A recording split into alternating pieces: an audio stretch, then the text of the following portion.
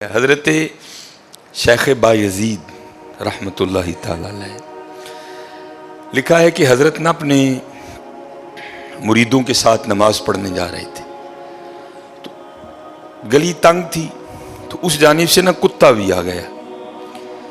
تو ظاہر ہے اگر تلقین آئی غیب سے کوئی دل میں خیال تو آیا ہوگا نا.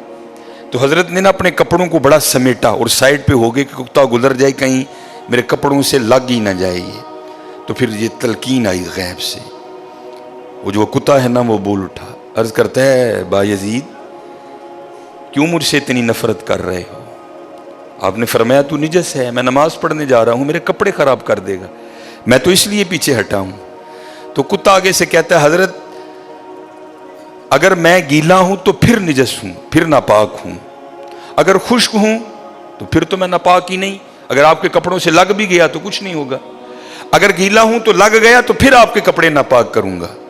لیکن پھر بھی میری ناپاکی ایسی ناپاکی ہے کہ 3 بار کا جو پانی ہے وہ اس ناپاکی کو دور کر دے گا. اگر آپ کے کپڑوں سے لگ گیا نا 3 بار, اگر آپ اپنے کپڑوں کو پانی سے دھوئیں گے تو کپڑے پاک ہو جائیں گے. لیکن بایزید کبھی تو نے اپنی ناپاکی پہ غور کیا؟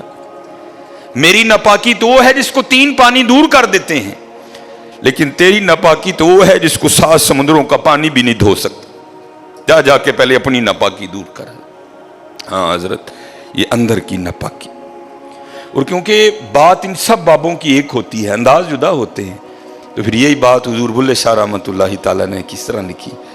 آپ فرماتے ہیں پھلاں دا تو عطر بنا, پھلاں دا تو عطر بنا, عطر دا پھر تو کڈ دریا, دریا وچ پھر تو ڈبکیاں لا. ذرا بات کی گہرائی تک جانا.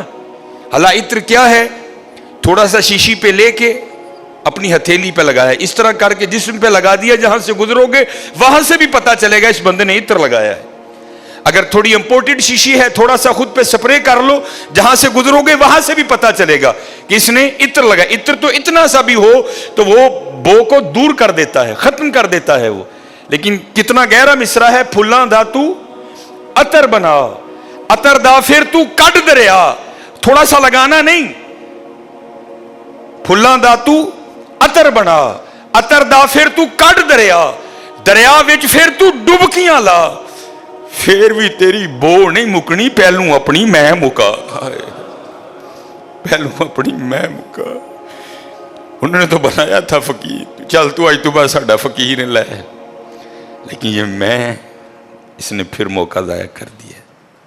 میں حضرت پھلاں دا تو عطر بنا, عطر دا پھر تو کڈ دریا, دریا وچ پھر تو ڈبکیاں لا, پھر بھی تیری بو نہیں مکنی, پہلوں اپنی میں مکا. اور جس نے مکا لی حضرت اس کا کام بن گیا. وہ تو ہے ہی کریم. ہاں, اور کتنے کریم ہیں میں آپ کو بتا نہیں سکتا حضرت. یہ ہفتے کی رات تھی, جو پچھلا ہفتہ گزر گیا نا, جس طرح کل ہفتہ آئے گا. یہ بھٹر میں پروگرام تھا, تو پروگرام پہ گئے. وہاں سے مجھے آتے آتے نا تقریباً 12 بج گئے. جب میں گھر آیا نا تو چھوٹا بیٹا میرا, سب سے چھوٹا ابراہیم, بڑا رو رہا تھا.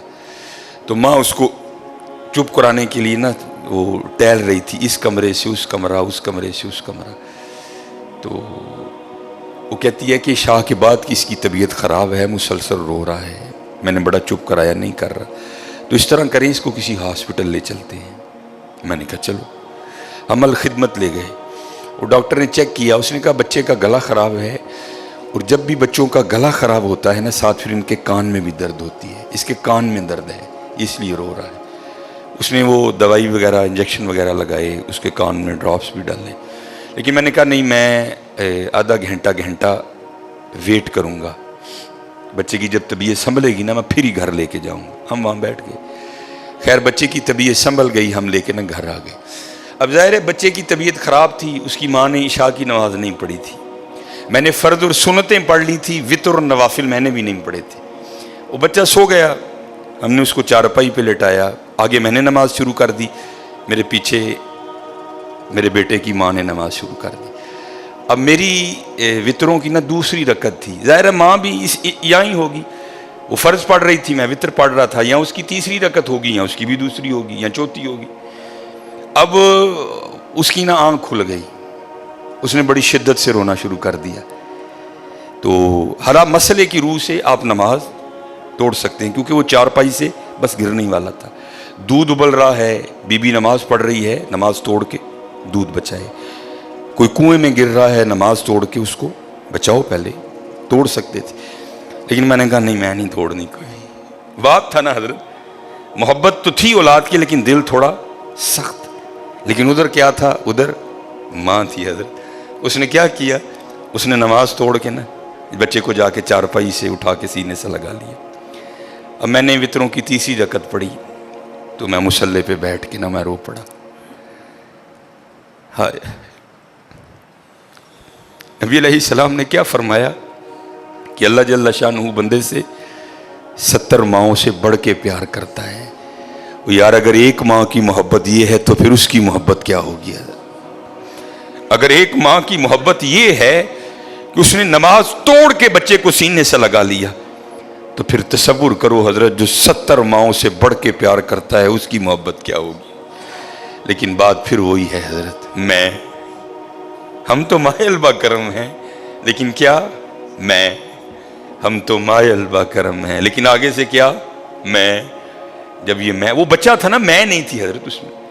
वो तो पूरी शिद्दत से रो रहा था, ओ मुझे बैठाओ, ओ मुझे उठाओ, ओ मुझे बचाओ, ओ मुझे बचाओ। शिद्दत थी ना हजरत, उस शिद्दत ने माँ को मजबूर कर दिया कि उसने नमाज तोड़ के बच्चे को उठाया। यहां भी जब शिद्दत आती है ना हजरत, तो फिर दरिया रहमत ऐसा जोश में आता है कि बिगड़ी बन जाती है। लेकिन फिर क्या है, हम तो मायल बा करम में, कोई साइल ही नहीं।